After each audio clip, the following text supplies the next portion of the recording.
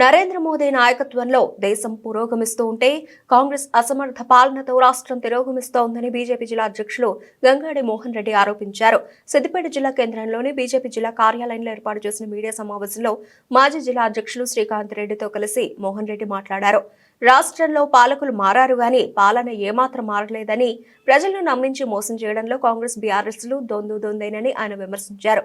మిగులు బడ్జెట్ ఉన్న రాష్ట్రాన్ని కేసీఆర్ అప్పుల పాలు చేస్తే దాన్ని రేవంత్ రెడ్డి రెట్టింపు చేస్తున్నారన్నారు.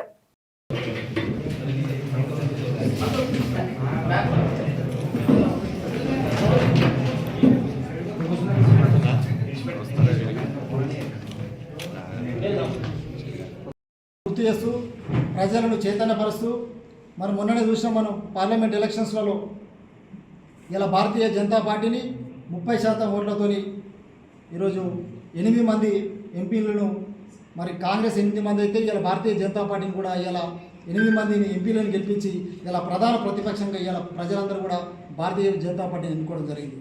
అదేవిధంగా ఈరోజు మెదక్ పార్లమెంట్లో ప్రజలందరూ కూడా ఆశీర్వదించి మరి రఘునందన్ రావు గారిని కూడా ఎంపీగా గెలిపించడం జరిగింది. కాబట్టి ఇలా ప్రధాన ప్రతిపక్షంగా ఖచ్చితంగా ఈ యొక్క కాంగ్రెస్ ప్రభుత్వం పైన భారతీయ జనతా పార్టీ పోరాడుతూ ఉంటుంది.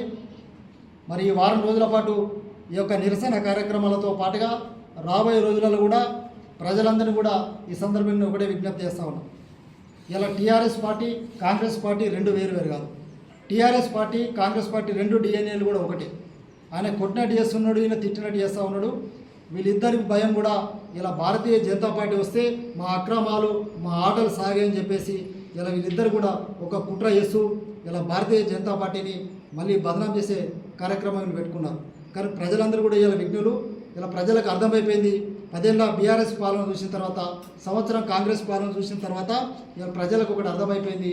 ఈరోజు ఈ తెలంగాణకు శ్రీరామ రక్ష కేవలం నరేంద్ర మోడీ గారి పాలన వస్తేనే తప్పితే మన యొక్క బతుకులు మారాయని చెప్పేసి ఇలా తెలంగాణ ప్రజలందరూ కూడా ఇలా నరేంద్ర మోడీ గారి నాయకత్వాన్ని ఇలా విశ్వసిస్తున్నారు. కాబట్టి ఖచ్చితంగా నరేంద్ర మోడీ గారి నేతృత్వంలో రాబోయే రోజులలో తెలంగాణలో ఇలా ప్రధాన ప్రతిపక్షంగా ఎప్పుడు ఎన్నికలు జరిగినా కూడా ఖచ్చితంగా ఈరోజు తెలంగాణలో అధికారం లక్ష్యంగా భారతీయ జనతా పార్టీ ముందుకు సాగుతుంది.